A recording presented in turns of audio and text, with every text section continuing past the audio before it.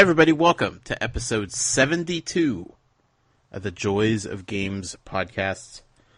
This is our first episode of 2018, January 11th, 2018, that is. Happy New Year.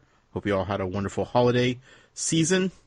I am one of your hosts, Josh Brown. I am joined, as always, by the man who quickly became best friends with LaMarcus Aldridge, Colin Wheeler. Hi, Colin.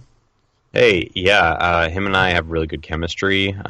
He got a little bit of sweat on me. I feel like we're just best friends now, so. That's how it works. You know, a guy sweats on you and you're bonded for life.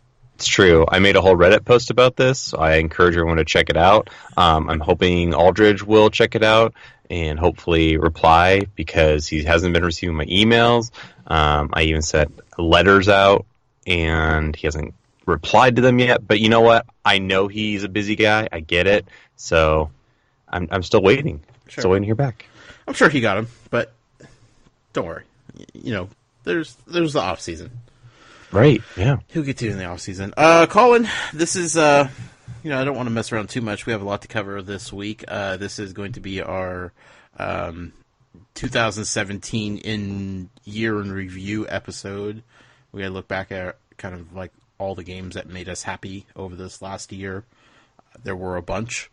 Kind of give them some awards, if you would. You know, it's award season. Everybody likes to do these kind of things, and we're no different. So we're going to do our best to kind of recognize our favorite games of the year from the different ways that we played games, which are tons of different ways.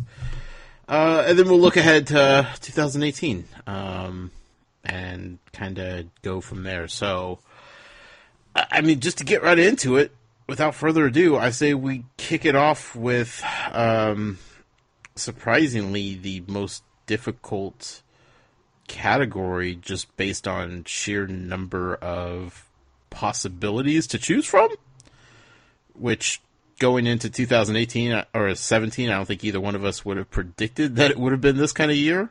But we're going to start with the Nintendo Switch and our top 5 games that we played on the Nintendo Switch this year. Yeah, this was definitely the hardest one. I have multiple honorable mentions because, like you said, there's just too many, and it's super weird that a console that hasn't even been out for an entire year, there's too many games to play on it. Not too many. There's just an abundance of good games. And yeah, like we were excited for the Switch going into 2017, but I think we were both cautiously optimistic as well. I mean, it is a Nintendo console after all. It usually takes a couple years for them to like really get to the point where the software catches up to the justification of buying the hardware. Right. But this year, I mean, or this not even year, this first 9 months or whatever, 3 quarters, absolutely justified. Yeah. So you said, do you have honorable mentions for the Switch category? Yeah, I have 2 honorable mentions. I could probably do multiple more, but I'm just going to say those right now. Okay. The honorable mentions in my list is going to be Snipper Clips. Okay. Which was just an absolute joy to play with people in the same room. Mm-hmm. The fact it's so unique because you have to tilt, these little very cutesy paper characters in certain positions to make a puzzle work out. And there would just be so many like instances where someone's jumping on top of someone else. And they're like, "You need to cut my head." No, not that head, the other head. Yeah. And then you'd be like, "I had to turn around. Oh, you cut my butt on accident. Oh man, we have to restart over." And it's just ridiculous, like just absolute mayhem. And I haven't felt that way about a cooperative game since the new Super Mario Brothers Wii, where it's just absolute chaos going on, and someone accidentally throws you off the edge, and you're mad at them, but you're also just laughing at the same time because it's just so ridiculous. Right. But it's also just a super fun puzzle game too. So yeah. It's my first honorable mention. Okay. Second one is Splatoon 2. Okay. And I love Splatoon 2. It's a much better version than Splatoon 1. I just didn't play it as much as Splatoon 1 for some reason. I don't know why. Sure. I just didn't play it as much, but it's still great. I still love it, but I don't know. That's what's in my honorable mentions. Do you have honorable mentions? I do. I have 4 of them.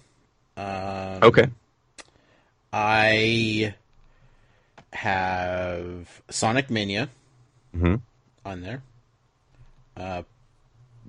By far the best Sonic video game ever.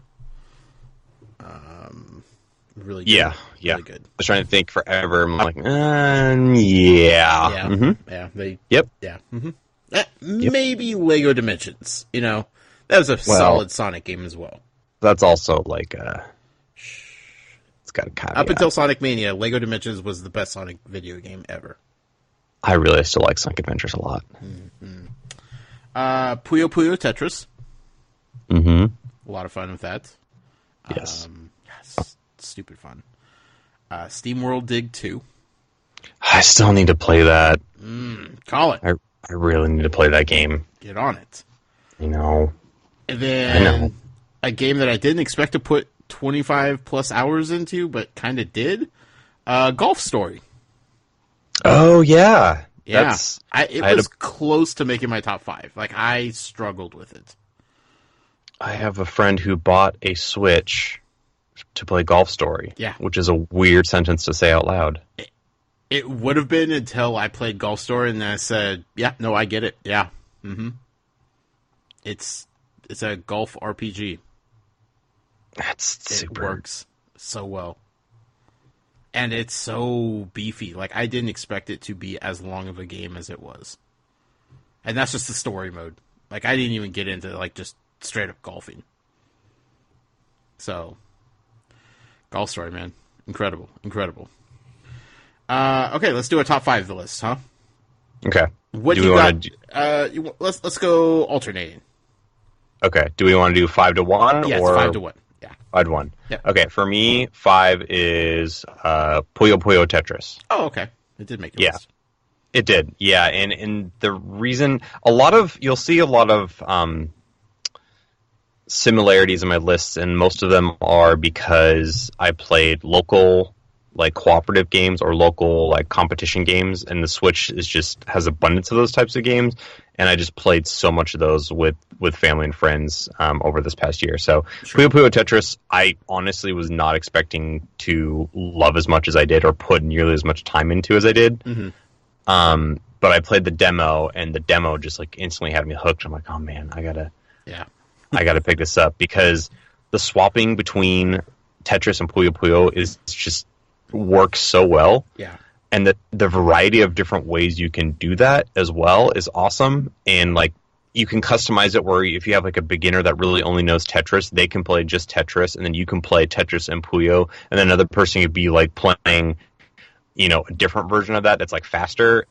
It's just awesome. Like it is in my opinion, it's the definitive version of Tetris. Oh, and yeah. I haven't, and I haven't had that feeling since the Nintendo 64 version of Tetris, which was 4 players. I haven't had that feeling since Tetris on the Game Boy, Colin. Oh, wow. All right. Yeah. That is legit, man.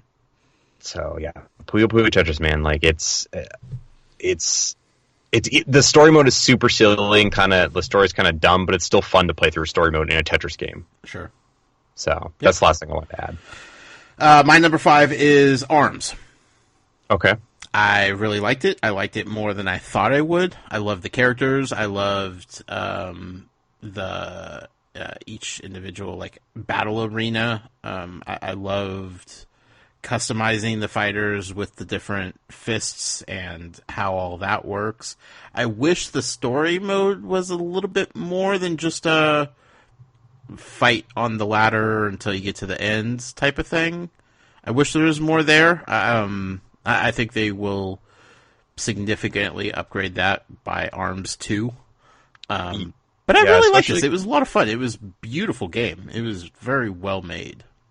Yeah, to add to the story thing, especially because the characters are just also unique. They're also interesting. Like I could, you think about Street Fighter characters, and they're so iconic, and you can kind of, if you're kind of into the Street Fighter lore, they have like backgrounds that that like Ryu trains in the mountains with a master, and then Ken is some rich kid that comes to train with Ryu, Yeah. and Vega is just like this model superstar that like also fights. Right. And like, anyway, I just kind of wish that they took that concept and been like, what the heck is up with Helix? Why is this Jelly Man alive, and why is he doing this? Yeah, just give us some context on who these people are and how they got their abilities and where they come from and what they're up to and what they're hoping to achieve, and yeah, I feel like there's more there, but like as like a new IP that came pretty early on after the Switch was released,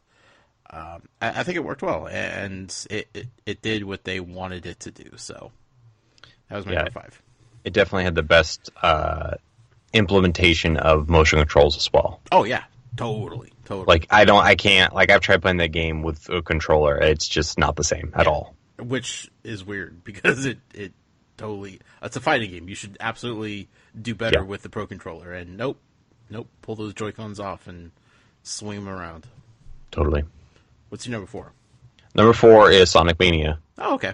Because it's the best Sonic game ever made. What else can you say? I don't know what else to say. I mean, you can play as Tails, you can play as Knuckles, you can play as Sonic. The music is amazing. The levels are amazing. The sprites are amazing. It's an amazing game. It's the definitive Sonic game. Mm-hmm. And if anybody wants to pick up and play a Sonic game, I will recommend this 10 out of 10 times. Yeah, absolutely.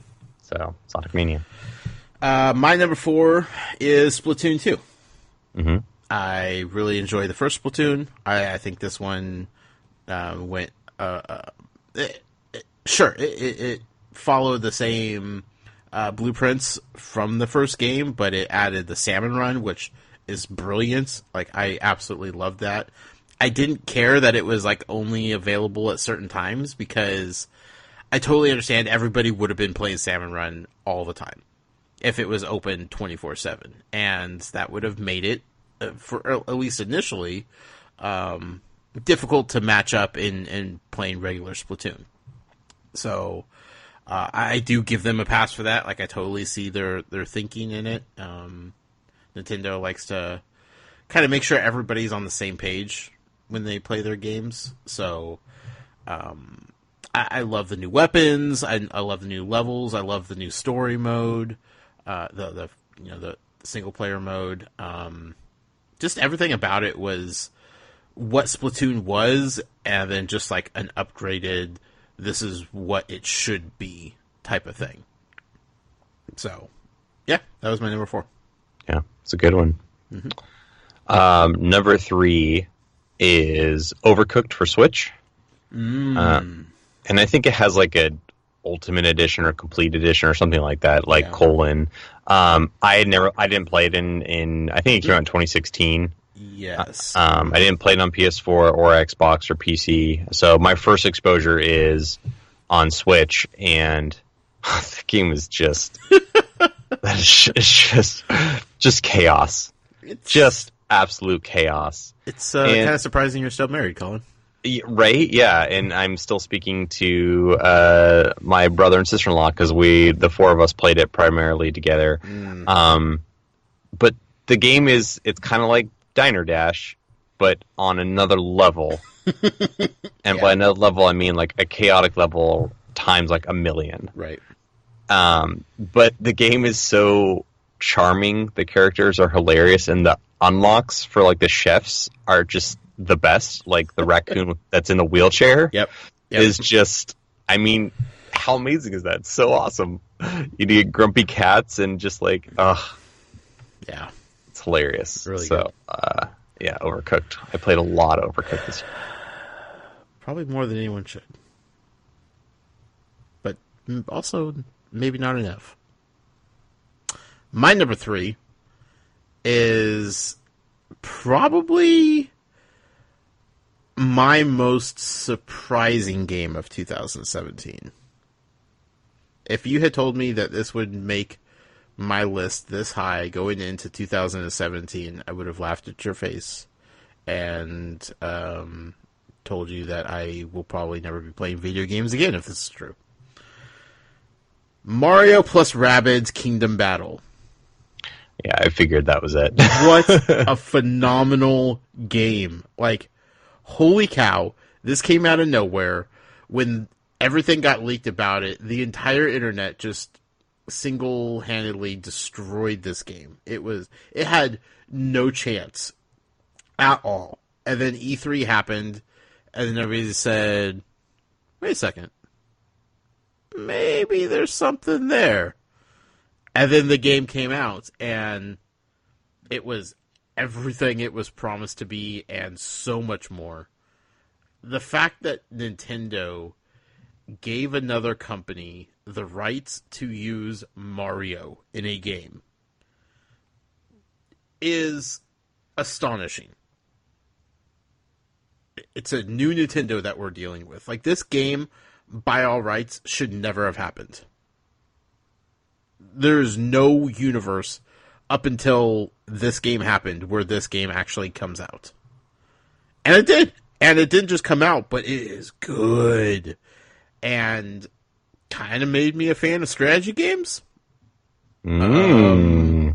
At least this strategy game. Like, I'm not going to go dig into the entire genre and see what else is out there. Sorry, XCOM. But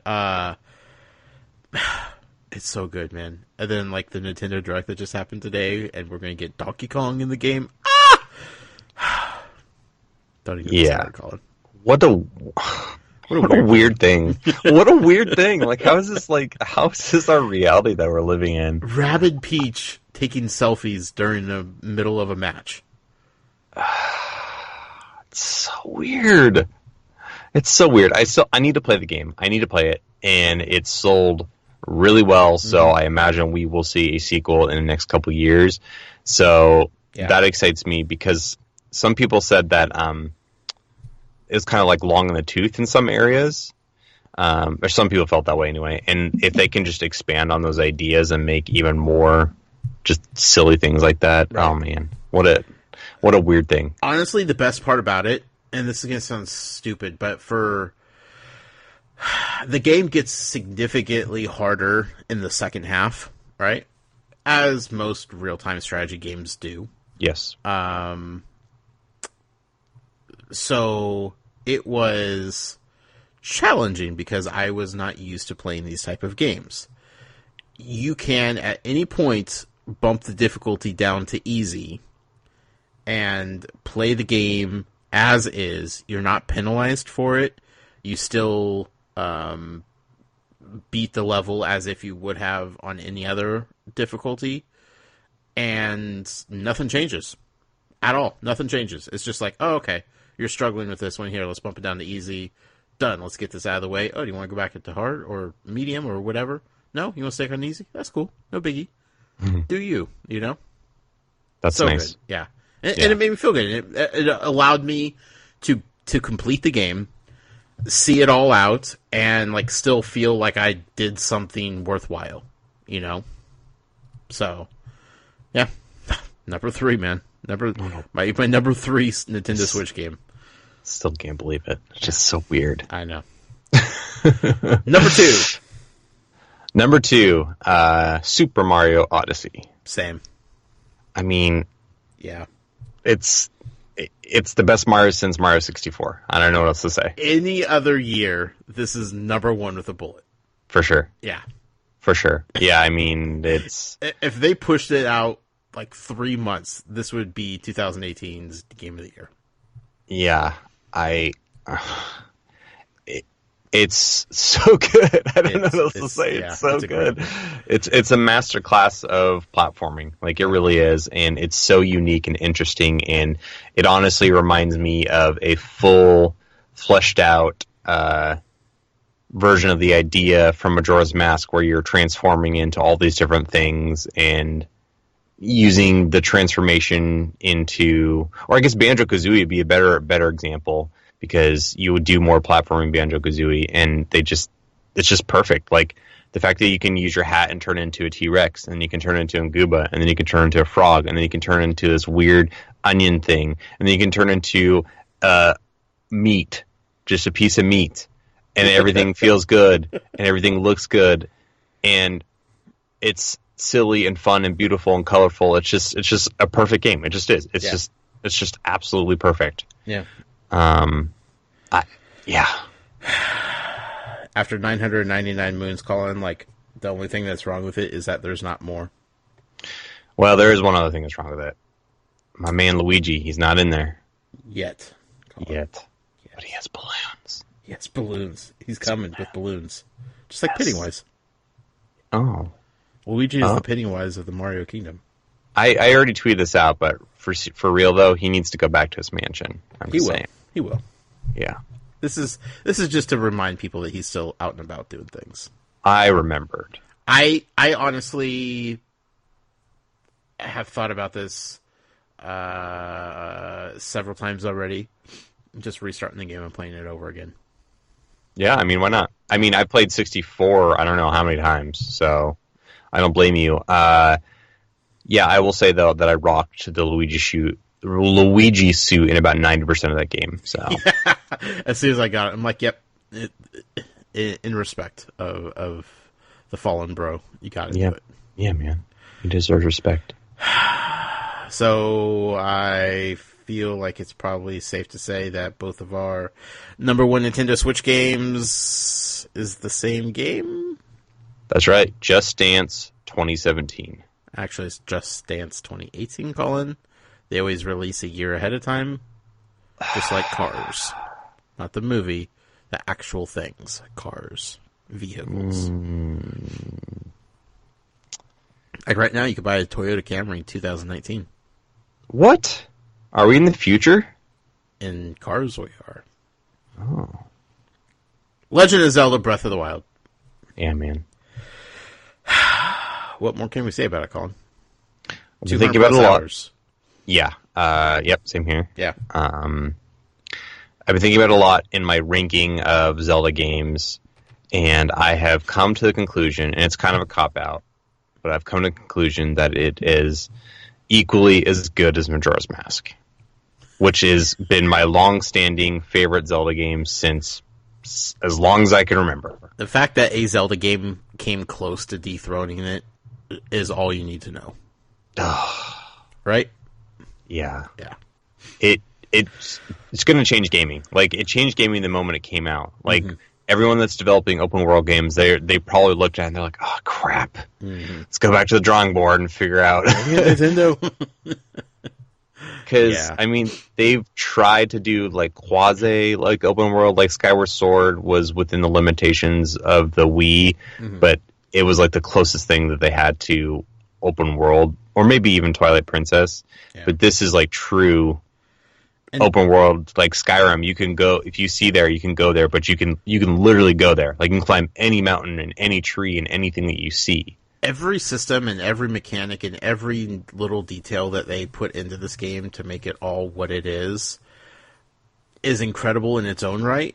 But the fact that the game is so polished and so perfect in every way, like, you don't, like, the frame rates don't drop. There's no hiccups, there's no crashing, there's no stuttering, there's no, like, even the loading screens, like, when you die and you get back into the game is, like, just seconds, you know?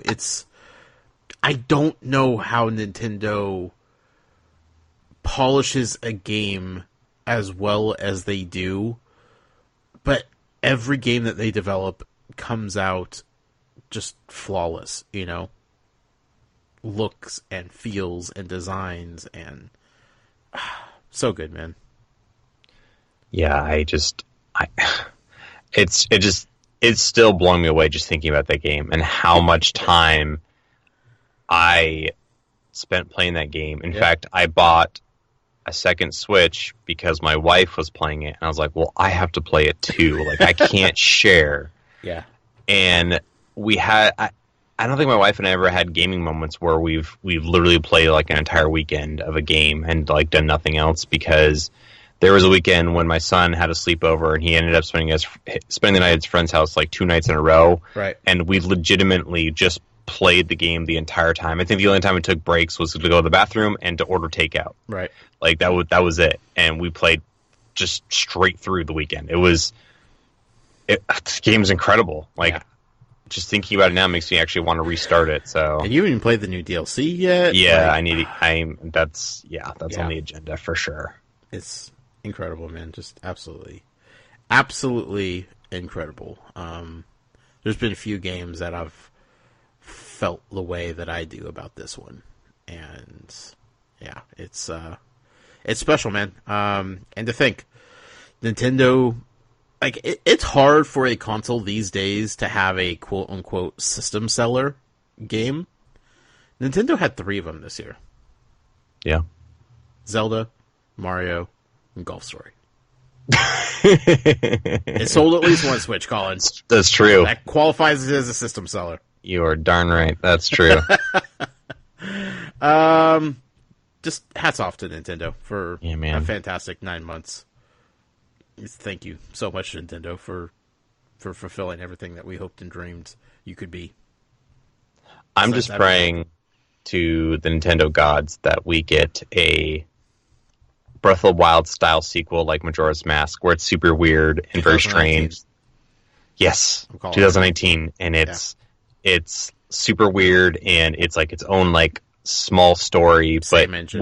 with the same engine. Yeah. Yeah. That we're not seeing the last of that engine. That's No it's way. too pretty to drop that. So Yeah. Agreed. 2019, mark it on your calendar, folks. Mm. Let's transition. It's a rough, rocky transition, but we're going to do our Xbox games of the year. Xbox had an interesting year.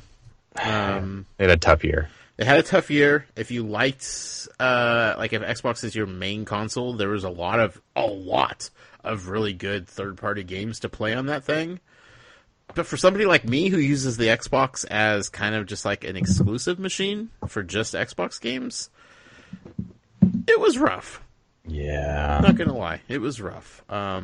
So I was only able to come up with 3 games for my top 5 list. Oh no, you didn't even find 2 more? No, Colin. Ugh. I just thought about it. I was like, I really, honestly didn't play any other Xbox games this year. It's okay. I understand. Because Xbox is my primary console, I could come up with 5, but PlayStation, I could only come up with 4, so Sure. don't feel too bad. Yeah. Okay, so So You I start guess off. I'll do my 5 and 4, and then we'll move on Yeah. to your 3. perfect. So number 5 is going to be Halo Wars 2. I knew it would be on your list. Yeah, and I love Halo. I'm just a Halo fanboy. I don't know what to tell you. But the game was good. I mean, it's not amazing, but it is good enough to purchase and good enough to play. The cutscenes and the story is really, really good. The gameplay works really well on a controller for an RTS if you're into RTSs. Right. It's just cool to see a sequel to a game that didn't sell very well about 9 years ago come back and then also get an expansion on top of that was really good. So Halo Wars 2 is my number 5. Okay. My number 4, and don't be mad, Josh, I won't. I promise. don't be mad, my number 4 is Cuphead. That's fair. I know where you stand with that game. And I want to be able to play that game better, but I'm so bad at it. I'm so bad at it. I know. Which is funny because like I'm super good at like games like Dark Souls and hack and slash games, but the shoot 'em up games I'm really bad at. Yeah. But I put it on number 4 because I just appreciate the heck out of the game. It just looks amazing. Sure. The story's super funny and it plays really well. It's not like the controls are bad that I'm bad at it. I'm just terrible at timing. Yeah. Yeah. So I just want to give that game kudos for the fact of like the same way I give kudos to Grand Theft Auto. Like I don't like playing the game, but I can appreciate how amazing it is for what it is. I respect that. So yeah, that's I my would number like to 4. play that game with you. I wish there was online co-op, but I feel like you and I could have fun playing that game together, and you might like it playing with somebody who didn't suck at it. Yeah, you would totally have to carry me the entire time. And they said that they want to include it in the future, but they're trying to figure out a way to make it so there's not so much latency. And I feel, that's the tough part. Is that game is Yeah. so precise that any slowdown would just be the death of that. So yeah. All right. Number 3. You're number 3? You're number 3. You want me to do number 3? Yeah, okay. Go number 3. Number 3 for me is PlayerUnknown's Battleground. Oh, okay. And caveat, I did play this mostly on PC, but I did play it on Xbox One several times since December. And it is one of the most intense experiences I've ever played in a video game. Like, it's the same feeling I have when I watch a horror movie and someone's like hiding in a shack and they're scared because the killer's after them. And then just like the moment that you can hear the footsteps in the movie, you can also do the same thing in PUBG where you can hide out in a shed because you're like, oh crap, there's someone near me, I have to hide, and hopefully they don't find me. And then you hear their footsteps, and then they open the door, and you have 2 options. You can try to shoot them and kill them, or they'll just take you out immediately. Mm-hmm. It seriously feels like a horror movie every time I play it, and every gunfight is unique and interesting and just absolutely intense. And to put the caveat too, I played it on the Xbox One X, so I didn't really have that many performance issues that a lot of people are complaining about. Sure. But for me, it's like a technical achievement because you have 100 people in a single game, and I feel like there are some bugs, but not enough to actually hinder the experience that I had. It's so unique. It's just such a unique thing because it's basically just like a sandbox with almost like Hunger Games style rules where you basically just have to survive, and then eventually the world confines and you have to be within the confines of the world or the world will literally kill you. Right. So it's just a unique game to me, and that's why it's my number 3. Sure. No, I agree. My number 3 was Yooka-Laylee. Yeah. Trying to revitalize the mascot platformer. A Banjo-Kazooie spiritual successor.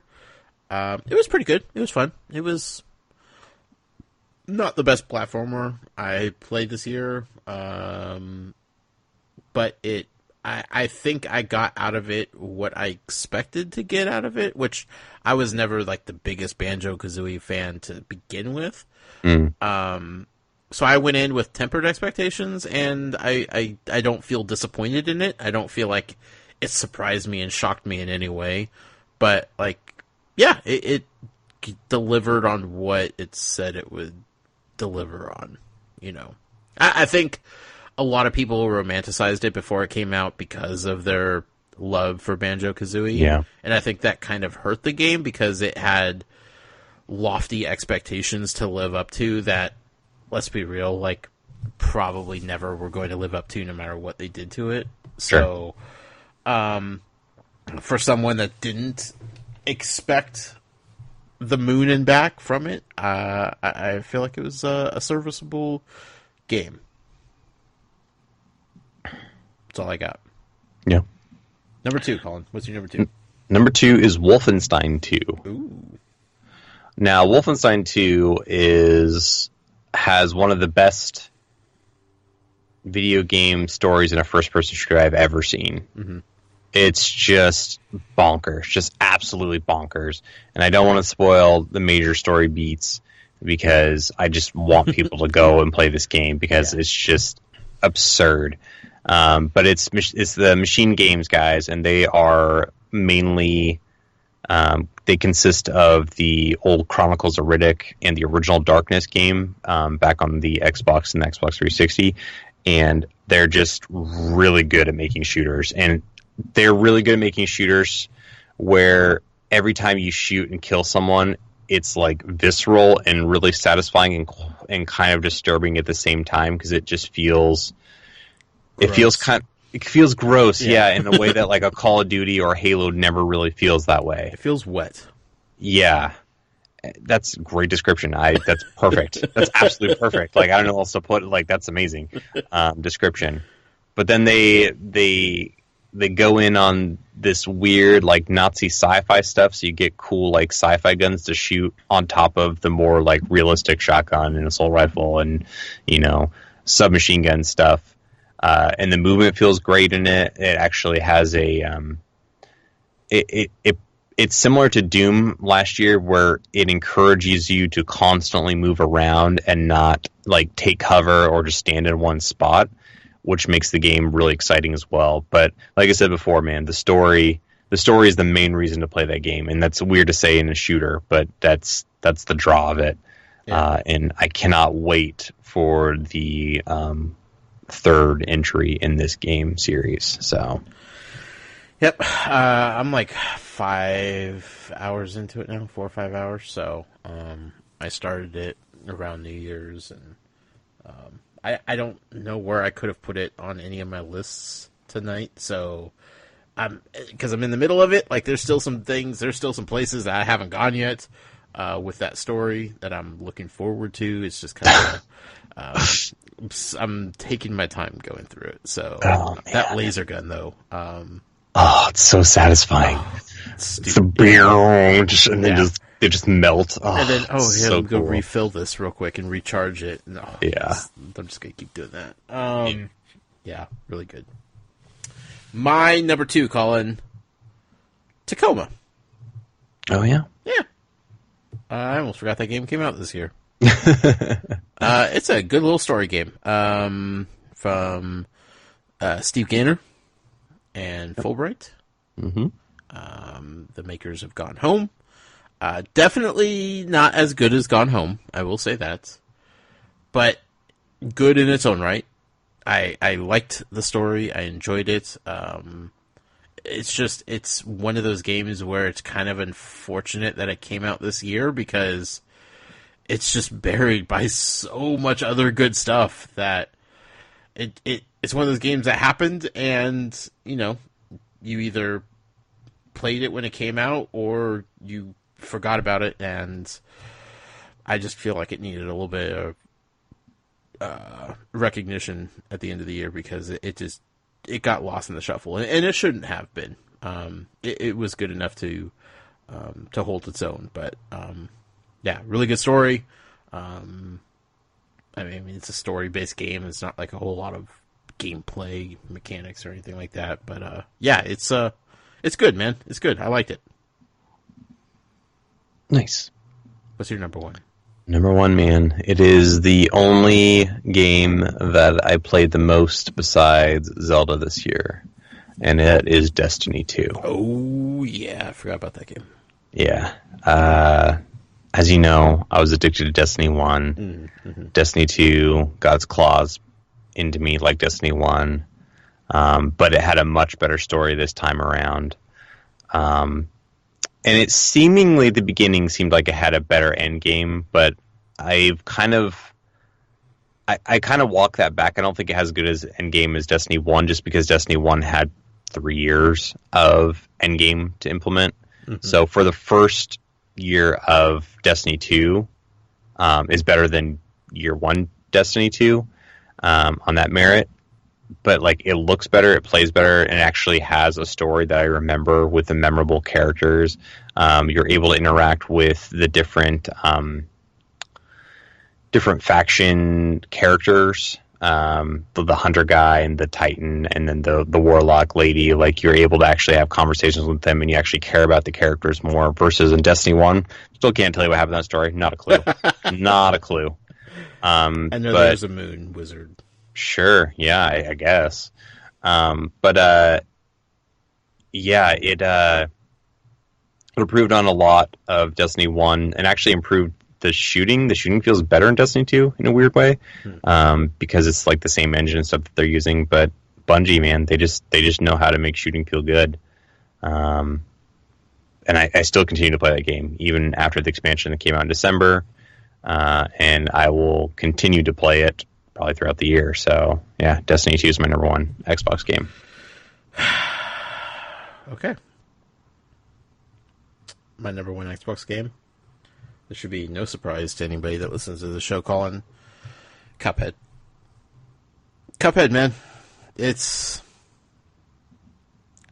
The only thing wrong with this game, Colin, is that it's on the Xbox. Oh, come on now. Meaning Come on now. that I so badly wish it was on the Switch. Oh, okay. Yeah. Okay. Okay. We're good. That it's exclusive to the Xbox. How about that? Gotcha. Yeah. Beautiful. Beautiful. Just beautiful. Top to the most just incredible. It's so hard to describe how great this game looks and plays and sounds and is, and I could totally understand like being put off by it if you suck at those kind of games. Like, it's unfortunate that you're missing so much of what that game has to offer because you can't get past the precise timing that's needed to be decent at it, if not good. But it's one of those games where like I would usually be against this sort of thing, but if this just isn't a game that you are good at and would get frustrated with, it is absolutely a game that I would recommend watching YouTube videos of and seeing the different bosses and seeing what happens throughout this game, because they did amazing things with every single one of the bosses and the platforming levels and everything like that. Like, I understand it being hard, so like this is one of the few times I'll give you a pass to go on YouTube and just watch like a full run of this game, because it's something else, man. Just because I don't want you to miss it, you know? Yeah, and that's totally how I've experienced the game. Like, I've played through the first level, like world of the game, and then I've watched just a lot of the Giant Bomb stuff because they put up several videos of them playing the game. So that's how I've been able to experience the really interesting bosses that the game has to offer. So, yeah, man, Cuphead's a good one. So good, man. So good. With that being said, let's move over to PlayStation. PlayStation didn't have a bad year. Again, third-party games just killed it top to bottom on any console that you played on. But PlayStation had some solid games and solid experiences as well. I think I liked a few more than you did, which, you know, I had the benefit of using PlayStation VR, which changed some things. So, and I think I dove a little harder into the weirder, smaller titles than you tend to on a regular basis. So, regardless, do you have a full top 5 for PlayStation games? I have 4. Okay. But I have not an honorable mention, but like a thing that I'm planning on buying, and I've already played this game, so I guess that could sort of be a 5. But I just want to throw out, just real quick, just spitballing it, Okami HD. It's on PS4. It's on Xbox. Did that come out? Yeah, man, it came out in December, and it's so good. I was pretty sure it was going to, but then I think the holidays happened, and I just don't remember hearing anything about it after that. Yeah, it came out. It's the best Zelda non-Zelda game. Like, it's so good, and the characters are absolutely charming. I played this on PS3, and apparently they've up-resed it even more since then, and it just looked gorgeous on PS3, so I can't even imagine what it looks like on like a PS4 Pro or Xbox One X. Like, it just... Oh, the game was so good. The game was so good. So, I'll have to give it a shot one of these days. Please do. Have you remastered? I mean, I played the original one before. So you have? Okay, yeah. At least you played the original. Okay. Yeah. I'm sure it'll be on sale shortly. Yes. So. Yes. I have a few honorable mentions before we get to our lists. Okay. South Park: The Fractured Butthole. Mm-hmm. I really enjoyed it. I had a lot of fun playing it. I still don't think it was as good as Stick of Truth, but it was longer, and I liked the combat system a little bit more. The jokes didn't hit quite as well as Stick of Truth jokes did, but overall, still really good. I enjoyed my time with that game. Also, Super Hot VR on my PlayStation VR. I had heard tremendous things about Superhot. People playing it on the PC, and then it came to Vive or Rift. I can't remember which one. And people really enjoyed it. So when it came to PlayStation VR, I was like, I need to see what this is about. And my goodness, what an incredible, fun experience.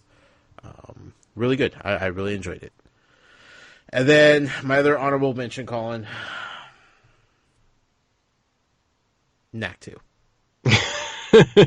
We weren't getting through tonight, Colin, without a Knack 2 reference. I honestly thought it was going to be in your top 5. I'm not going to lie. So I'm very happy to see it's just in your honorable mentions. Yeah. It got bumped. So, Ugh. yeah. My number 5, though, since you don't have 5, you only have 4, right? Yeah. So my number 5, which is a game that is very divisive. It's tough because there isn't a lot wrong with the game. It's just not as good as another game that kind of just dwarfed it immediately, unfortunately. That's Horizon Zero Dawn. Yeah. Like, there's just not much wrong with it. It's just Breath of the Wild came out like a week after. It's like, oh, this is what this should be. Like, Aloy, why can't you climb rocks? Ugh! Yeah. Robot Dinosaurs, Colin. This is so, the recipe for everything good. It's so beautiful. It's a gorgeous game, but it's not Zelda, and that makes me sad. Yeah, it is. It is the perfect form of what I'd like to call the old version of open world games. Like, it takes ideas from Rise of the Tomb Raider and Assassin's Creed and all those open world games and perfects that formula. But the problem is Zelda flipped that formula upside down and gave player agency versus a bunch of icons on a map. Mm-hmm. Like,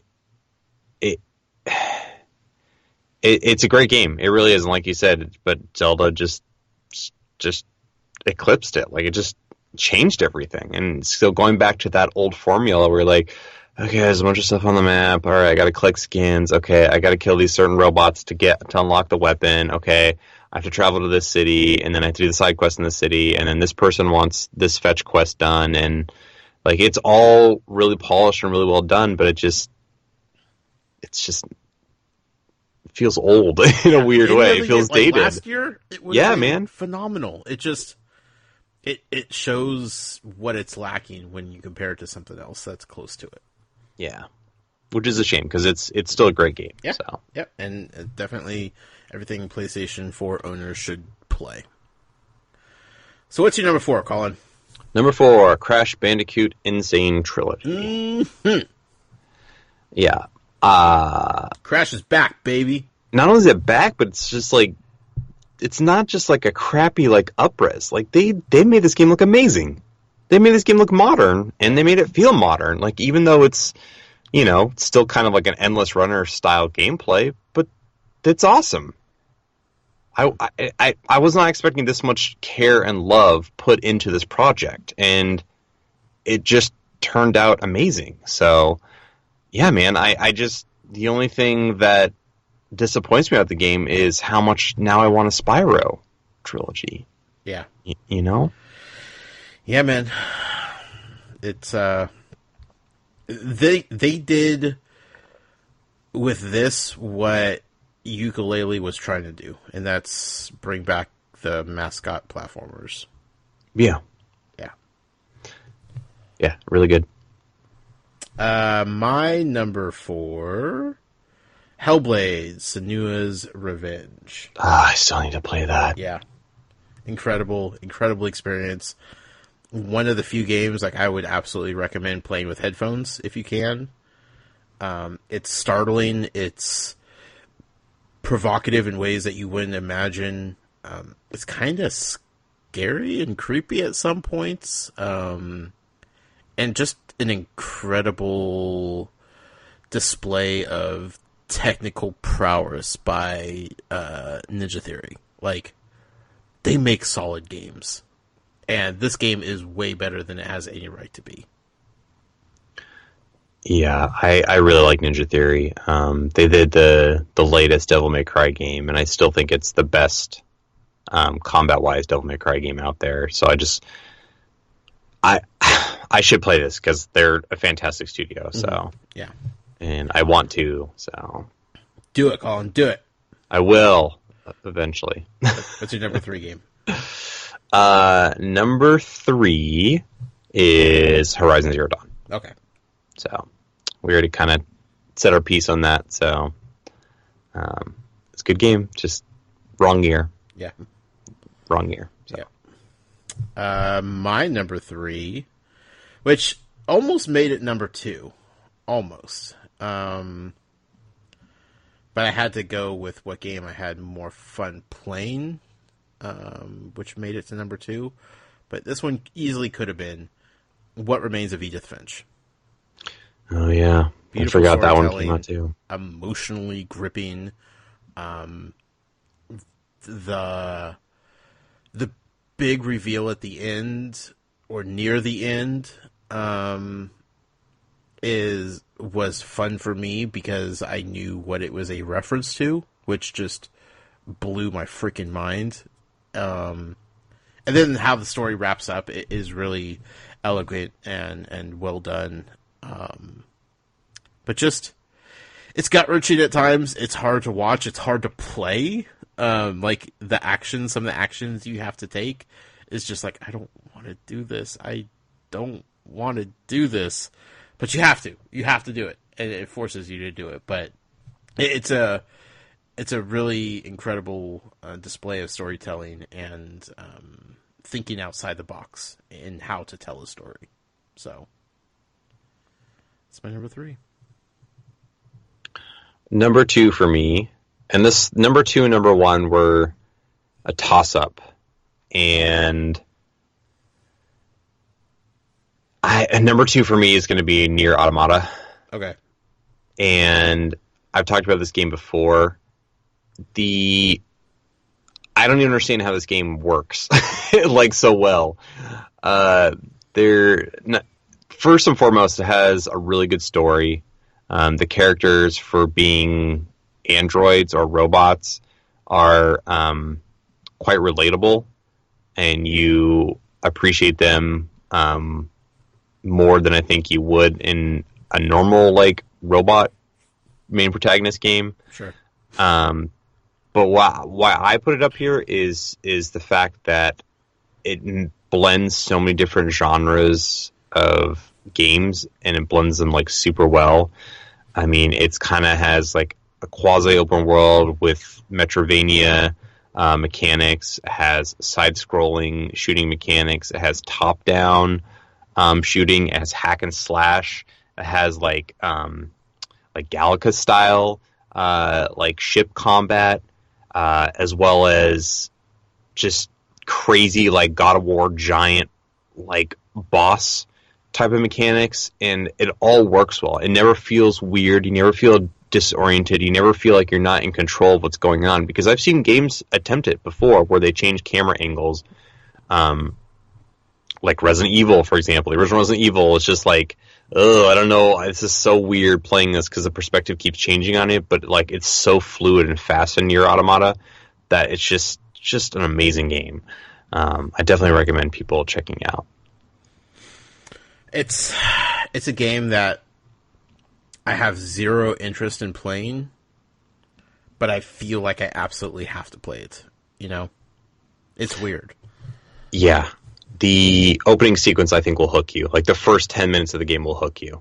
I really do. And it's not... I know you're not a big fan of, like, JRPGs and that are, like, heavy and, like, anime-centric stuff. I mean, there is some of that, but it's very accessible, in my opinion. Yeah. To the point where you can deep dive into their systems if you want to, but it's not required for you to do that, and you can just go about it and play kind of like a Devil May Cry and just have it like a shoot 'em up, like hack and slash game. Yeah. So, my number 2 game Crash Bandicoot Insane Trilogy. Like I said, Yeah. I went with fun over fashion. I just had so much fun playing it. Like the nostalgia wave that happened playing it, how well it looks now. Like they completely rebuilt the game and made it look modern. It's so fun, man. Crash is back, like I said. Crash is back. I hope we get a new one. I hope we do. I think we will after how well this one sold. So. Oh yeah, like it's still like top of like the PSN for like sales each month. So yeah. One could say it sold insanely well. One could say that, Colin. I just did. Tell me what your number one game is. My number one, and this might be a cop-out, but it's the one that I spent the most time with and the one that I enjoyed the most, and that's Kingdom Hearts HD 1.5 and 2.5 Remix. It's the definitive version of my favorite PlayStation series. It's just amazing, and the visuals are incredible. I didn't play the remasters that they put out on PS3, so playing this on PS4 was just an absolute joy. They upped the frame rate, the audio sounds awesome, and the story is really good, and the characters I love. I mean, it's Disney characters and Final Fantasy characters, and then just original characters that you fall in love with throughout the game. It's just so awesome, and I'm so excited for the Kingdom Hearts 3, like after playing 2.5, I'm like, oh man, now I remember what this felt like playing this game back in 2005. You know, right? Games are so good. I'm glad you like them. I'm glad you do. My number one game, Colin, is a game that could have been really bad. Probably should have been really bad. Yeah, by all accounts. By all accounts. There wasn't a lot of optimism going into it, other than see what happens, maybe, question mark. And it hit the mark on so many different levels. There were only a couple games that I had more fun with this year. And it came out so early in 2017. Like, that's the crazy thing. And I still think about it on a regular basis, Colin. Resident Evil 7 Biohazard. What an amazing experience. And I say experience because the game itself is fine. It's great. I'm glad Resident Evil is now in first person. It feels like that is probably what it should have been all along. The gameplay is great. Like, the enemies are fine. The house is completely spooky. There isn't much to complain about with that game. I say experience, though, because playing that in PlayStation VR is by far one of the most memorable experiences that I've ever had with a video game. Flat out. And I played the entire campaign the first time, my first run through that game, entirely, 100% in VR. It was the scariest experience I've ever had in a video game, and it was the most thrilling and satisfying VR experience I could have ever asked for. And like I said, like years from now, I will still be talking about playing that game in VR. I don't know how they did it. I don't know how it was so good, especially in VR. Playing through it without VR, perfectly fine. Still love it. Would probably still be at the top of my list. But it's like leaps and bounds above every other game on PlayStation this year because of the VR experience. Yeah, I don't know how they nailed the experience so well. And that came out a year ago, and still we haven't seen any other true AAA games take advantage of it in the way that Resident Evil 7 did. Mm-hmm. And by all accounts, Capcom, not the best track record, so This should have been a disaster. Yeah, and it wasn't like here's the game, and then here's a separate VR experience add-on just to kind of sell more copies on the PlayStation. It is, no, you could play the full game, 100% of the game, in VR or out of VR. Whichever way. You could go back and forth. It's so good. Yeah. It helps I'm a Resident Evil fan, but Resident Evil 6 burned me hard. And I was just like, man, this could be a disaster. And it revitalized the franchise, and it gave new life to the name of Resident Evil, and it showed what a competent developer can do with the VR system. So, goosebumps, Colin, goosebumps. I started watching the Good Games Done Quick speed run of it. Yeah. Yeah.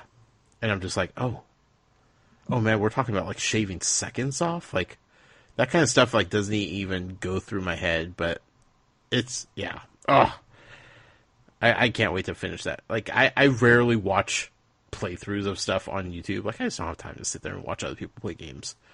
But this is definitely one that I'm going to be getting through, because it's just going to make me want to play the game again. And there's more DLC that's yet to come, so I can't be more happy. So that's it, man. That's the PlayStation games. Nice. Let's do in memory of our etc. category that we do on a weekly basis, or not weekly, a monthly basis.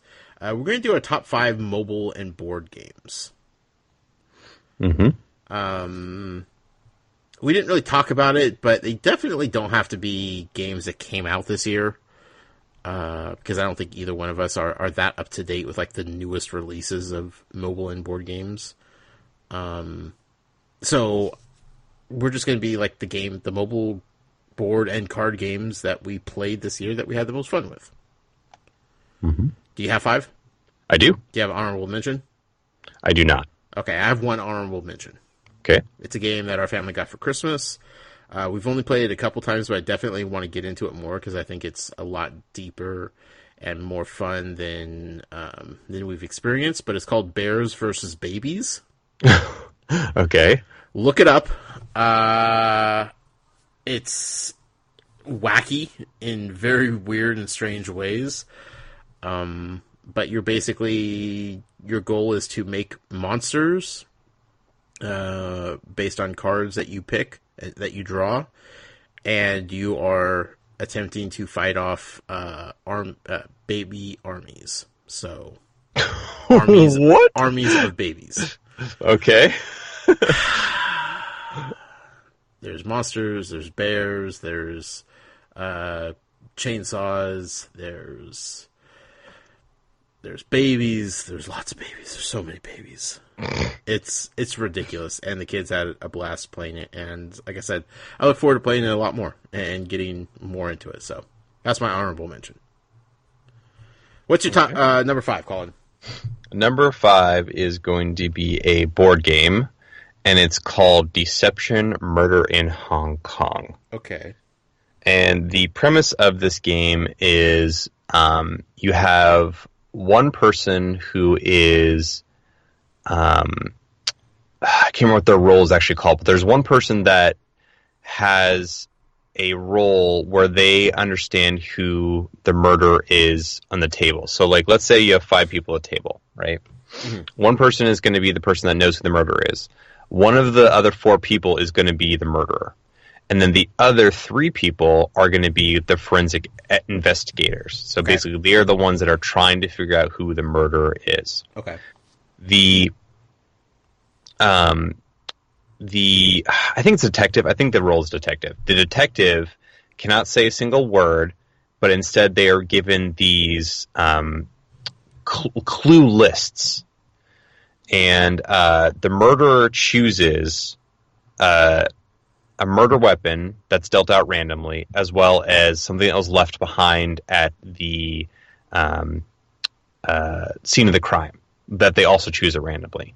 Now, the forensic investigators also get cards of murder weapons and items that are left behind at the scene of the crime. So that way it's like really anonymous, like nobody has any clue.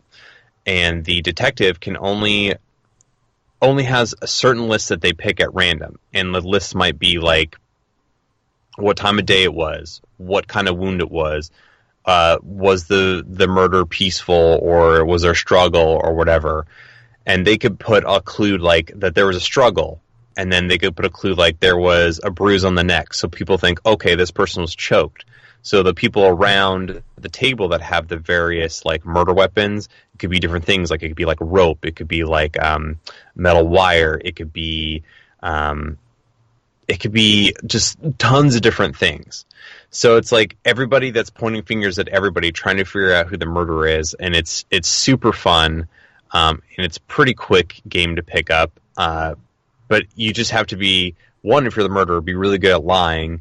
And if you're the forensic investigators, you have to be really good at figuring out who's lying. And it's absolute blast. So, that sounds awesome. Deception, Murder in Hong Kong. It's a great party game. Yeah, sounds like it, man. I might have to check that out. My number 5 game is not a new game by any stretch of the imagination. It's been out for a while. Many millions of people have probably played it and enjoyed it and liked it, but I played it for the first time this year, fell in love with it, ended up buying several expansion packs for it because I just couldn't get enough. It is a little game called Dominion. It's a deck building game. Yeah, okay. Fantastic. I had so much fun playing this game.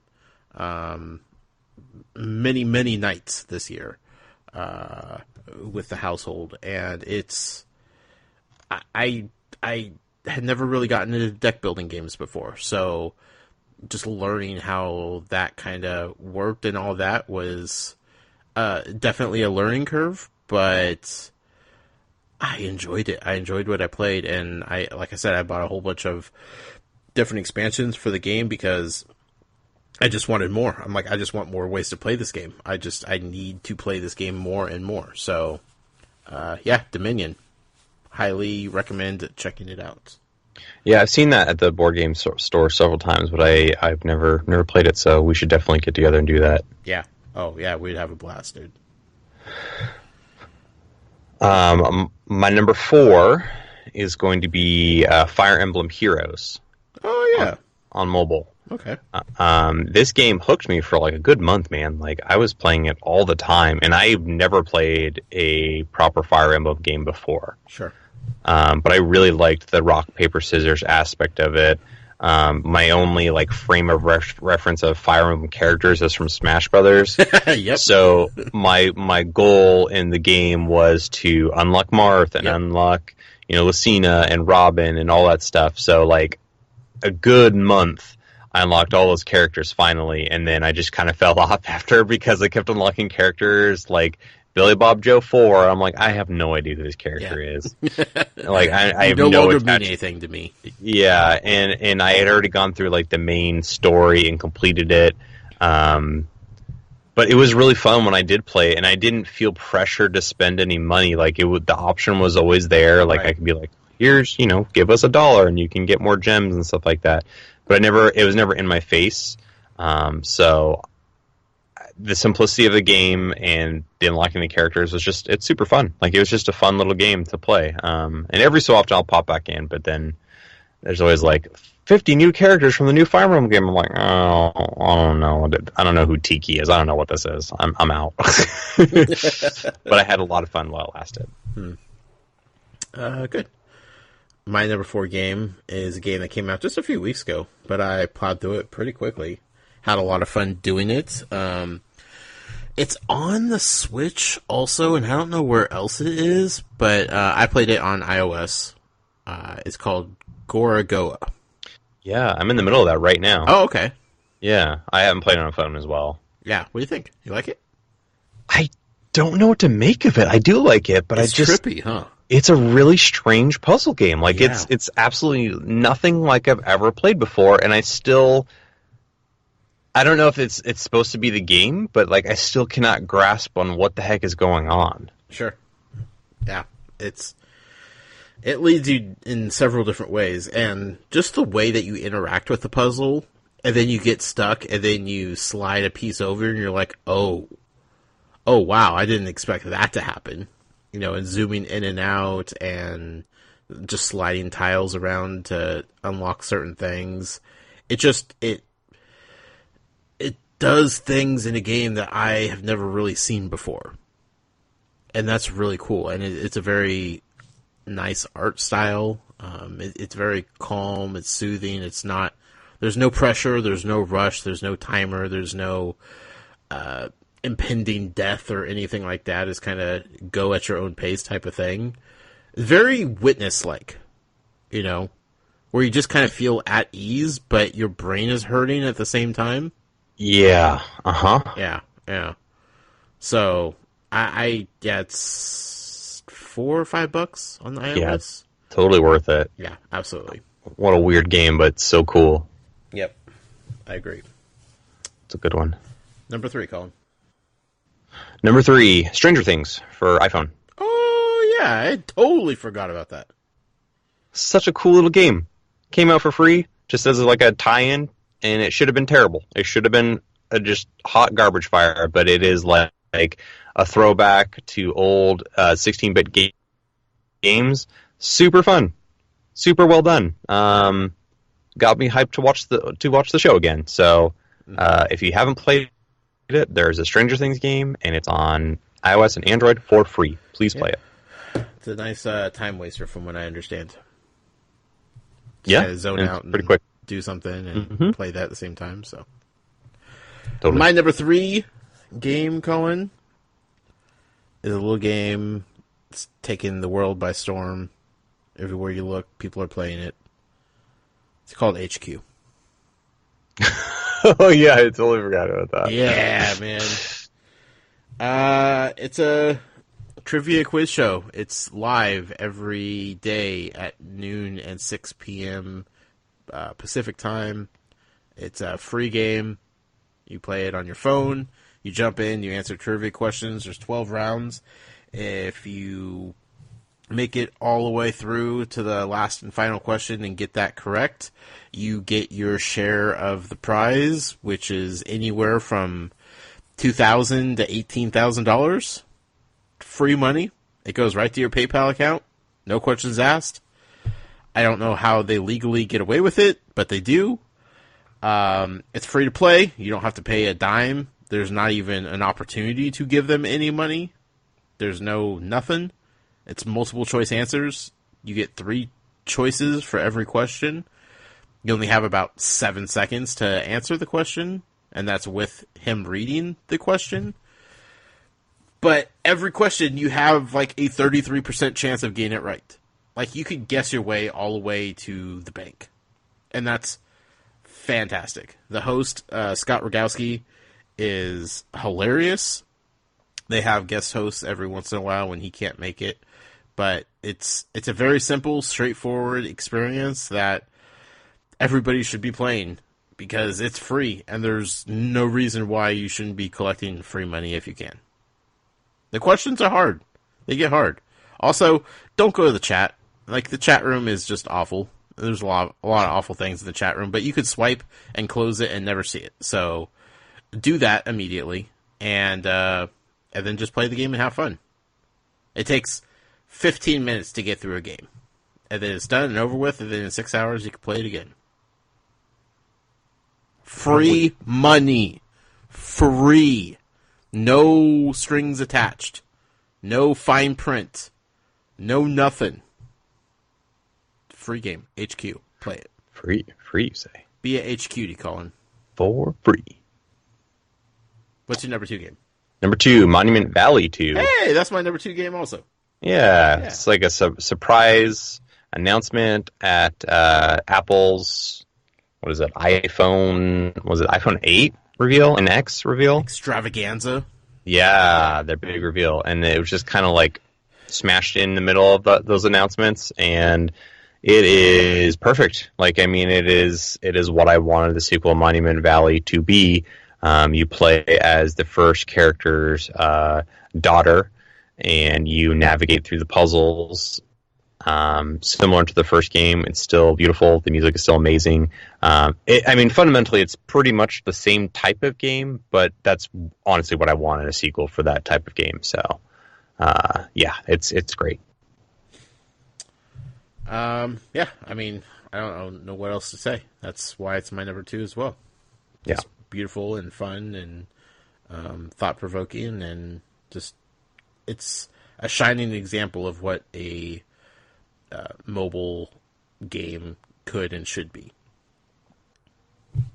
What's your number one, Colin? Number one, it is a card game / board game, and that is Harry Potter's Hogwarts Battle, which is a deck building game. Mm-hmm. I don't want to go too into specifics because I know you're still in the middle of the series, but you do go through every year of the book series, and you fight various villains in every year, and you play as Harry, Hermione, Ron, and Neville. Okay. And each character has a specific ability. Like Ron can heal extra people when specific actions are taken. Harry, I think, is more offensive. Hermione is more of gathering spells. And Neville brings... I can't remember what Neville does. He does something really cool, too, though. Nobody can remember what Neville I never does. play as Neville. I always play as Ron. That's why. So...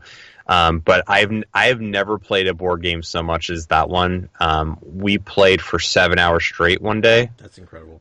And it's just super compelling. It's a deck building game, so you're just constantly trying to get your deck to be as the most powerful deck as possible to defeat the various villains. And when you get into later years, there's very difficult things that happens from specific villains that, like I said, I don't want to get into because I know you're not that far into the books. But once you're complete with the books, we have to play this game. We have to play this game. Dude, day 2 after recovering from finishing the series, I'm buying that game. So it's so freaking good. It's so good. And if anybody likes deck building games, or if they're just interested in Harry Potter, like the game is just. Like I said, I've never been so hooked by a board game in my life. So, it's top number. It's number one for me. So sure. My number one, Colin. I don't feel like it should surprise you, but it might. Pokemon Go. Oh, okay. Still playing it. You're still playing that? Every day. Okay. Every time they release new Pokemon, every new event, every new thing that they update and add, I'm all in, all over again. I'm still playing it every day to keep up my streaks and,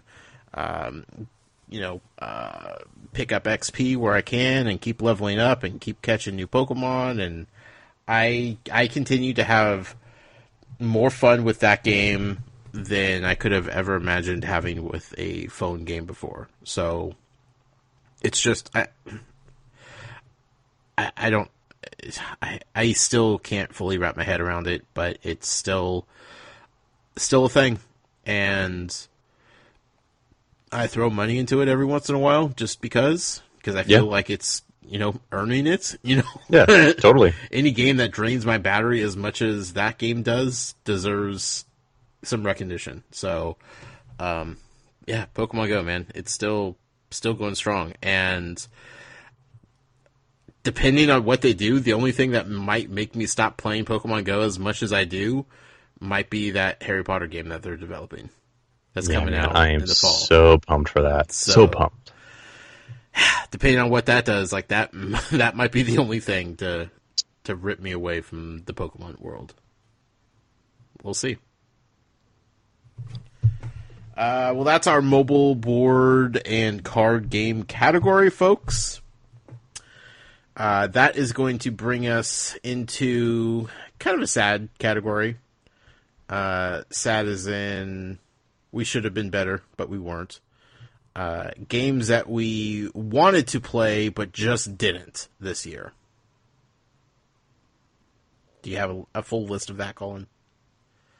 I do have. I have 5. I mean, I could put way more on here, but Yeah, 5 I could is. have too. I narrowed down to the ones that I really still want to play. My like number 6, if we were to do 6, would be Nier. And again, that's just because I feel like I should, not because I want to. I feel like I'm missing out on something, but I can sleep at night knowing that I am missing it. So it was it almost made it, but it didn't quite. Yeah, so I feel the same way that you feel about Nier, that like Persona 5, where it's a game that everyone's talking about, and I like JRPG, so I feel like I would like it, but every time I think about playing a 110-hour game, I'm just like, It's daunting. Yeah, totally. I also am really sad that I did not play Uncharted: The Lost Legacy. I have it. It's sitting on my hard drive because I had the deluxe edition of Uncharted 4, and the characters seem super interesting from the trailers and stuff that I saw, and I just never got around to it, and I mean to. I saw your wife playing it the other day. Yeah, she was like so engrossed in it. Right. So, and I watched a lot of like the story beats and stuff, and the dialogue is really, really good, like better than any Uncharted game that I've seen. So that makes me want to play it that much more. I also really wanted to play Tacoma. Never got around to it. It just, like you said earlier in the podcast, it just kind of got lost in the shuffle, and that's what happened with me too. Also, Yooka-Laylee. I was waiting for the Switch version to come out, and the Switch version finally came out in December. But it's like, I've got so much stuff to play by then. Like, I'm still playing stuff. Like, I got to play the Zelda DLC, and I'm still playing, Splatoon 2, and like just a bunch of Switch games. So just Stardew Valley, I just didn't get around to it. And I absolutely am still going to play it and still going to buy it, but I might just, at this point, just wait for like the first sale that pops up and then pick it up then. Sure. Yeah. Lastly, and this is kind of like my own doing, this isn't me forgetting, and I actually had this pre-ordered for a long time, but ended up canceling it, and that's Metroid Samus Returns. Oh, okay. I was going to say, what Metroid Prime am I missing here? Sorry. Metroid Samus Returns, and sure. I wanted a 2D Metroid game. I did, but I just don't want to play my 3DS anymore. Yep. I pick it up and I'm like, no. Hand cramp central. Like I just hope they port it on the Switch, because I think that game, from everybody that's talked about it, is excellent, and I just don't want to play it on 3DS, and it's a bummer. So, those are my games. How about you? Lego Marvel Superheroes 2. Holy crap, that came out this year? Yeah, man, it's been a long time since I missed a Lego game, and I just didn't have time for it, and I told myself, I'll get to it. There's no reason why I shouldn't have played it by now. Dude, I had no idea that even came out. Yeah, a couple months ago. Oof. Yeah. October, I want to say. Did it get good reviews as the first one? Because the first one is just my favorite still. Yeah. Still my favorite Lego game. It's right up there with all the other Lego games. Nothing wrong with it. Everything's great. It does exactly what it's supposed to do, what you expect from a Lego game. It's just 2017, man. Yeah, 2017. Uncharted: The Lost Legacy. I have it. I own it. I just haven't touched it. I need to. I absolutely need to. I will do my best to do it. PUBG. Yeah, man. I think you would. I genuinely think you would love that game. I really do. Yeah, I know. I don't have a gold membership anymore for Xbox, and the thought of like buying that game plus a gold membership to play online is, I don't know. It scares me a little bit, I think honestly, it's the game I've heard the most about this year, more than any other game, really. Yeah, and I think honestly too, it's good to wait anyway until they really patch it and make it feel super good. Like, I think on the OG Xboxes, there's still quite a few issues with it. It might be good for you to wait anyway. So Yeah. Assassin's Creed Origins. Oh yeah, man! Holy crap! I should have added that on there too. Egypt, man. How am I not playing that by now? Yeah, dude, that game. Oh, the game looks so good. Yeah. And I've heard nothing but good things about it. So that's that.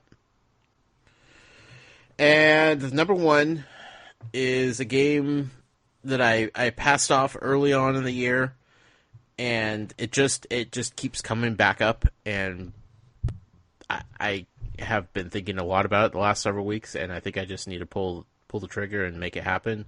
Night in the Woods. Yeah. Yeah. I need to play that too. Yeah. So those are our games that we wanted to play but just didn't this year. For various reasons.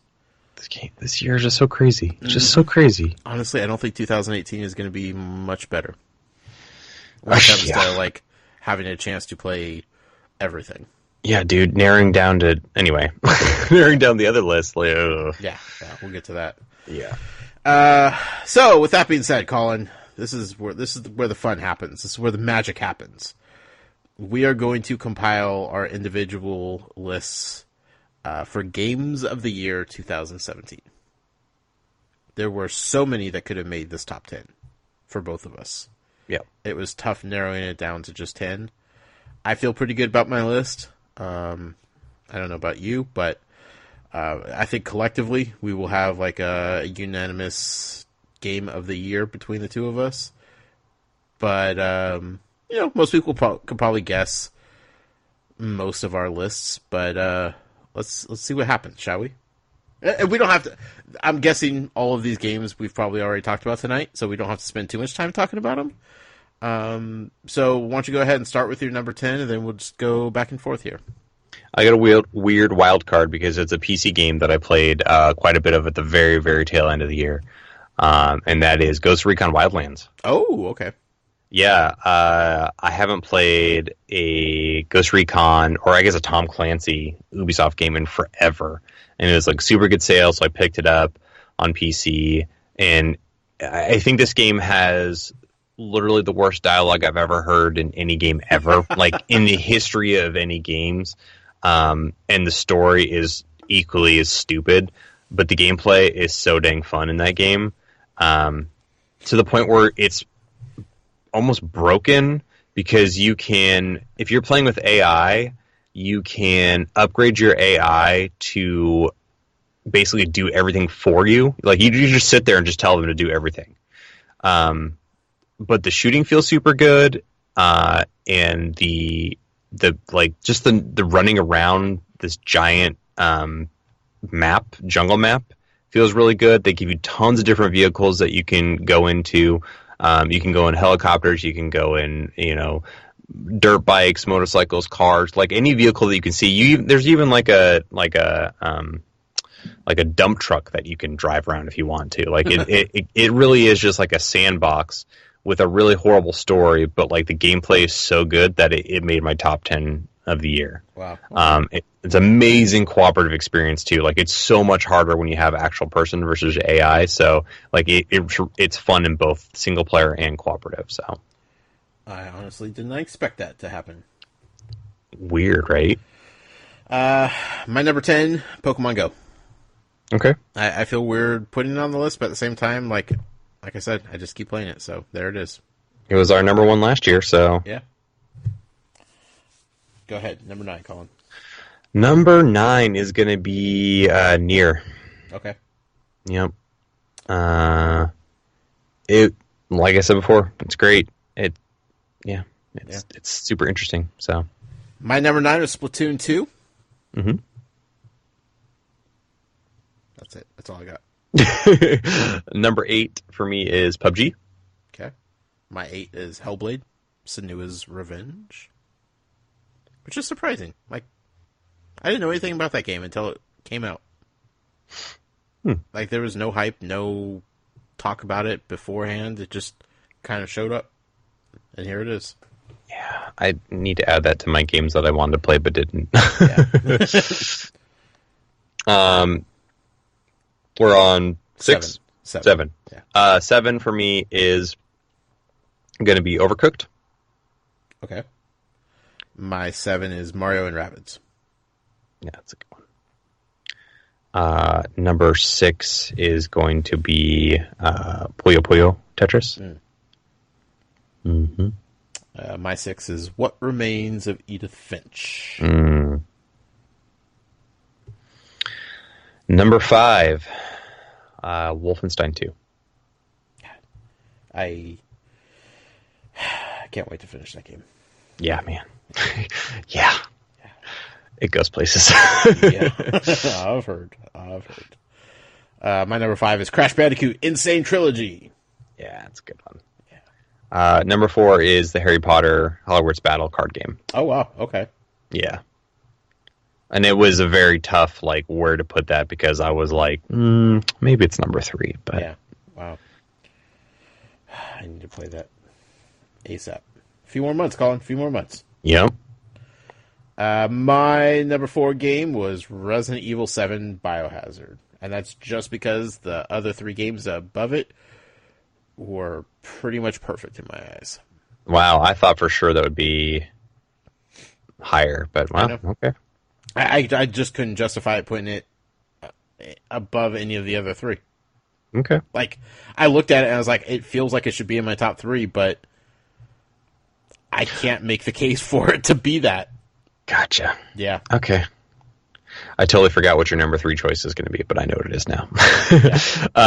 My number 3 is Destiny 2. Okay. Makes sense. Yeah. My number 3 is Cuphead. Yeah. I was like, wait, what would be above Resident Evil for him? But, okay. Yeah. I get it. Yeah. Yeah. I mean, I could flip-flop those if I wanted to, if I needed to, but either way, man, just, yeah, Cuphead, number 3. That's how I felt about the Harry Potter game and Destiny 2. I was like, I don't know where I want to put this. So, all right, number 2, Super Mario Odyssey. Mm-hmm. Same. I feel like our number 1 might be the same as well, Colin. Barbie Horse Adventures. How'd you know? I mean, it's remastered. Yeah. It has a platinum trophy. I mean, about time. Yeah. So, yeah. Legend of Zelda Breath of the Wild, our collective game of the year, 2017. Special. Beyond special. Yeah. Generation-defining game. And it was a launch game for a system. Let's just point that out. It was a launch game of a system and also the death of another system simultaneously. Yes, and you said this joke earlier when we were hanging out. A Wii U game is the game of the year. So yeah. Just think about that, folks. One last middle finger to the gaming industry by the Nintendo Wii U, the little console that shouldn't have ever existed. God bless that game, that system, everything about it. I wonder if the Wii U is going to be looked at fondly like the Dreamcast is now. Like when the Dreamcast came out, it was just kind of a dud. Like I love the Dreamcast, but the Dreamcast will always be thought of as ahead of its time. The Wii U will always be thought of as the beta version of the Switch. Yeah, I think it's besides the what is that? The Virtual Boy. I think it's their only other big misstep. But the software is so good on that system that people didn't entirely hate it. Yep. Yep. Okay. Good lists. I'm happy with them. Yep. Now we're going to do something fun. And these are all, hypothetically, we don't know 100% for sure that they're all happening, but we're going to go ahead and look at 2018 and our top 10 games that we are looking forward to playing. I don't know if we want to spend too much time talking about the games. If you want to, feel free to. But and again, my list was like all games that I feel pretty confident will come out in 2018. There were a few that I was just like, I don't know. This could go either way. There's a couple that you might argue with me on, but I don't know. I have one that's like, I highly doubt it, but they keep saying it will. So I think that's my number 10 game, Colin. okay, what's your number 10? Kingdom Hearts 3. Yeah. I want to believe, man. If I knew for sure, if I could look into the future and know that this game is coming out in 2018, it would have went way higher on my list. I'm not confident that it's coming out in 2018. I don't. I wanted to. I wanted to too. I really do. I wanted to be that big fall game for Square Enix, but I don't know about that. Yeah, we'll see. I don't know. Number 10 for me. Let's see. I'm gonna go with Crackdown 3. Okay. I love the first Crackdown, and it looks like it's more of that, so I'm on board. Yeah. My number 9 is Detroit Become Human. That game's too much for me. I can't do it. I can't. I loved Heavy Rain. I went through and platinumed Heavy Rain. Do you know how hard it is to platinum Heavy Rain, Colin? I know how hard it is. You're a weirdo. You have to play that game so many times and get so many different endings. Oh, thank you. I just want more of that. I know it's going to be emotionally unsettling on so many different levels, but I look forward to it immensely. My number 9 is Ni no Kuni 2. Okay. I play love the first one? I did. Okay. It's a very difficult game, by the way. Yeah. I love the Studio Ghibli art style. And I love Joe Hisashi, who makes the music for the Studio Ghibli films. He also makes it for the games. And this combat is changed. It's actually more of a real-time combat and less turn-based like the first one was, which a lot of people are upset about, but I actually really love real-time combat. So I'm very excited about this game. Sure. My number 8, Moss on the PlayStation 4. Ah, I'm so jelly. Yeah. Dude, the PSVR lineup, like with Golem and Moss, oh man. Yeah. I'm gonna have to break down and get one this year. Like there's just Impatient that comes out in a couple weeks.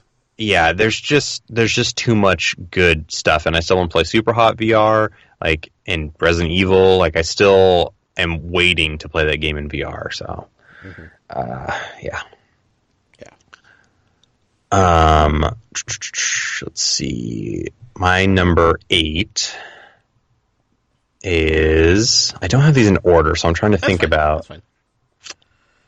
I'm going to go with Sea of Thieves for number 8. Okay. I mean, Destiny pirate game. Perfect. Yeah. I'm on board. It's not a game that I'm remotely interested in, but I honestly hope that it is what everybody hopes it is. Me too. Yeah. My number 7, which is a game I completely forgot about until I was researching for this list, and then I got insanely excited about all of a sudden. Guacamelee 2. Oh, yeah. Is that coming out this year? Yeah, that's what they say. Oh, man. Yeah, that's I know. Good. Yeah. You're real good. They put out Severed early in the year last year, so they've had plenty of time to work on this. So, Drinkbox Studios, they make good games. Yeah, Severed's one of my favorite games a couple years ago, so. Yeah. Let's hope the sequel is as good, if not better. Agreed. My number 7 is a Bayonetta 3. You think this year? It should be, right? Yeah. I think it's this year. Yeah. I don't think they would have teased it if it was that far off. Yeah, and I could see it being like where, what's that one game called? Xenoblade was, like a late December game. After like the fold of what I'm assuming is Animal Crossing this year and other like big Switch titles, but who knows? It could be summer. It could be like that August spot where Mario and Rabbids was. So. Right. But yeah, I think it's this year. Number 6. This is the only Nintendo Switch title I have, just because we have no idea what they have in store for us. Right. Granted, I'm excited about Kirby, like immensely excited about Kirby. Donkey Kong Tropical Freeze is coming out. Hyrule Warriors, I'll get. Yeah, I'm getting that one for sure. Mario Tennis, sign me up. But other than that, like we don't know like the big Switch titles coming this year, so it was tough to add any more to the list. This one though, I can't wait for. Travis Strikes Again, No More Heroes. You really think that's coming out this year? Yeah. I don't think it is at all. What have they been doing other than making this game? They showed a picture of it last year. That's fine. And him saying, like, this is kind of what I want to do. Like, that was, like, the interview of it. Yeah. There's no way that game is coming out this year. Yep. I don't believe it. I want it, but I don't believe it. Did you play the other games? Yeah, man. On the Wii, it was great. Yeah. And then they ported the second one over to PlayStation 3. Yeah, which I didn't play. Yeah. So, yep. I think this year. Fall. Okay. Yep. I hope you're right. Me too. I hope you're right. We're at number 6 now? Yes. Okay. My number 6 is going to be Soul Calibur 6. Oh, yeah. Totally forgot about that. Soul Calibur is my fighting game series of choice. And Soul Calibur 5 was a steaming pile of poo. So I'm very excited for Soul Calibur 6 to come back. And I hope it has a new story mode. I just love those characters, and I just love the way that Soul Calibur plays, all the different weapons and the different characters they have.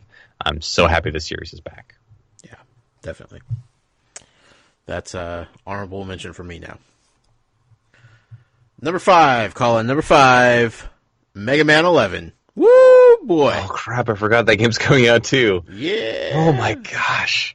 I'm telling you. Oh, my gosh. 2018 Josh, stop it. is going to rival 2017. Stop it. It's January, for goodness sake. It's January. Yeah. It's January. Yeah. E3 hasn't even happened yet. Nope.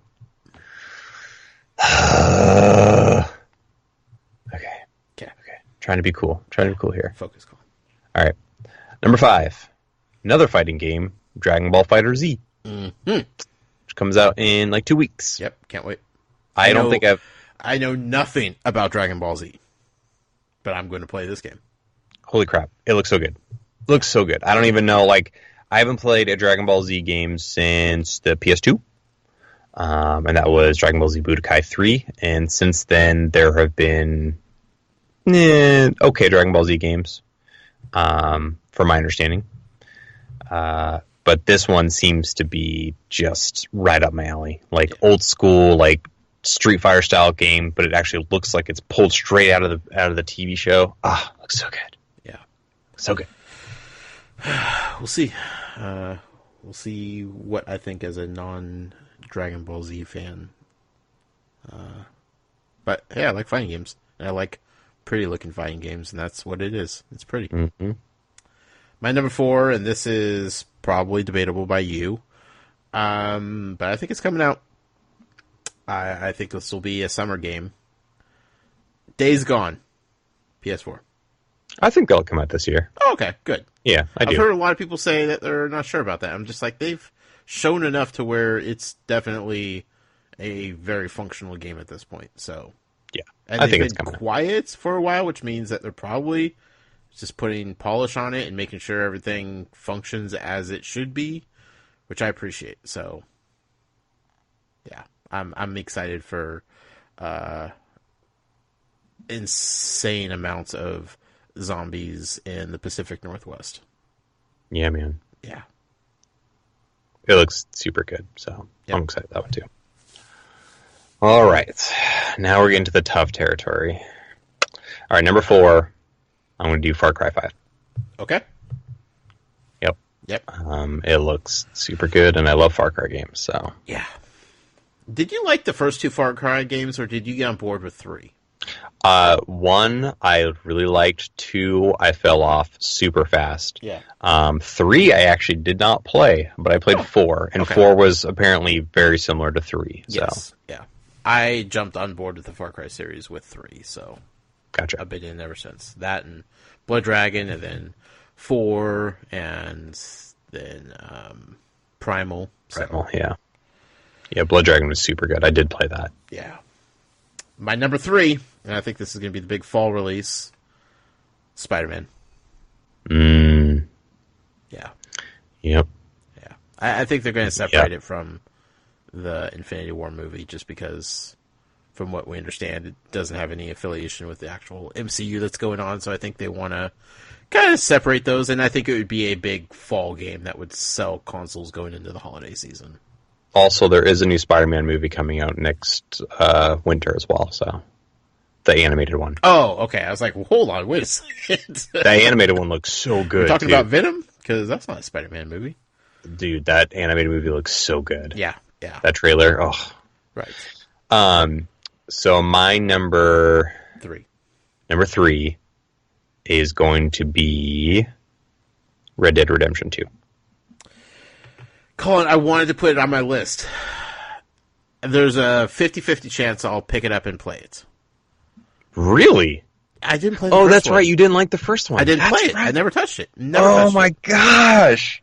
I'm not a fan of Westerns. Josh. In any shape, form, or fashion. So, no. Josh. I know. Everybody's told me how great of a game it is. I understand that, and I respect that. I just had no desire to ever play the first one. The second one, everybody is super excited for, and that makes me excited, but like, there's a 50-50 chance that I will or won't play it. Oh, man. That and Bethesda games, man. You got to get on board. On board. Bethesda games broke me, Colin, and that put me out of gaming for a couple years, so... No. Never. That's the thing. They saved you. No, they didn't. Number 2, Colin. God of War. Yeah, that was an honorable mention for me. Yeah. I know I'm a much bigger fan of the series than you are. Yes. I like the new direction, and I'm just I'm ready to unleash some Kratos rage on some fools.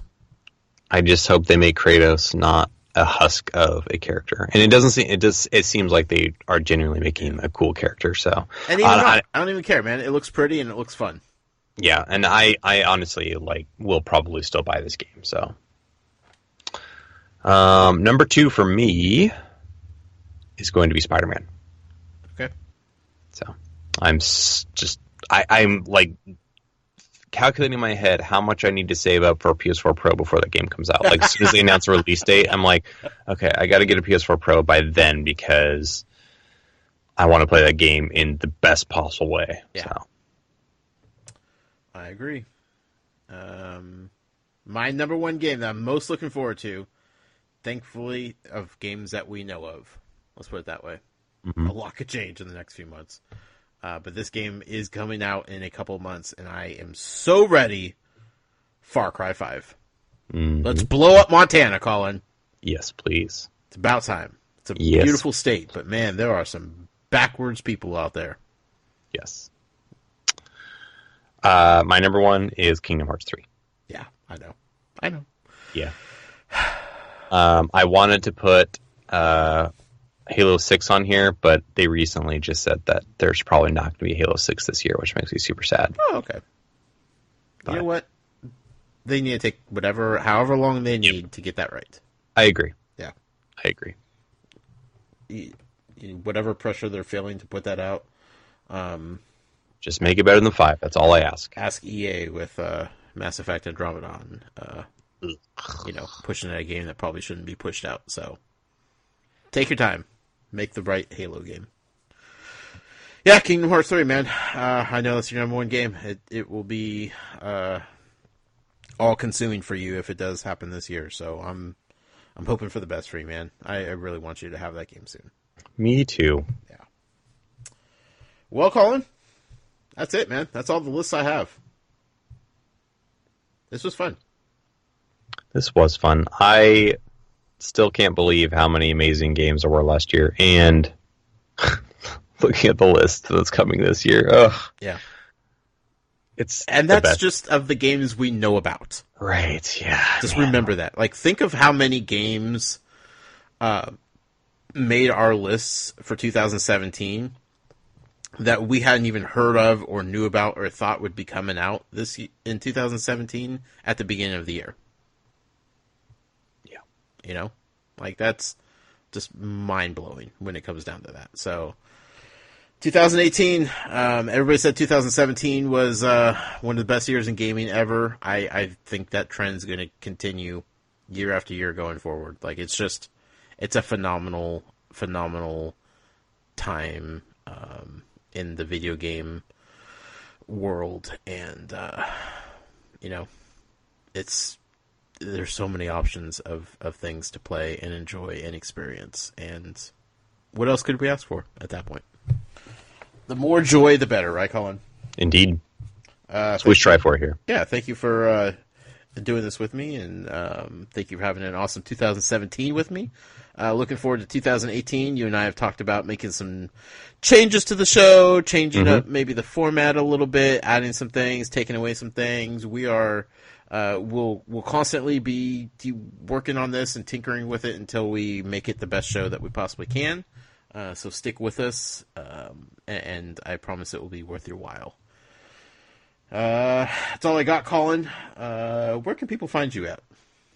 They can find me on Twitter at PDX_geek. Cool. You can find me on Twitter at The Noise, that's with a Y, and you can follow us collectively on Twitter at Joys of Games. And we should be back next week, and as of now, we'll keep the same format, but, never know. Maybe we'll walk into episode 73 and it'll be completely different. We'll see. We'll see what 2018 has in store. Regardless, we'll still be talking about video games. We'll still be talking about the games that we enjoy playing, that we're having a fun time with, because if 2017 proved anything, it's that this form of entertainment should be celebrated and not criticized as much as people like to do. And that's what we're here for, to enjoy video games. And you should too. Go play some games. Enjoy them. Good night. Good night.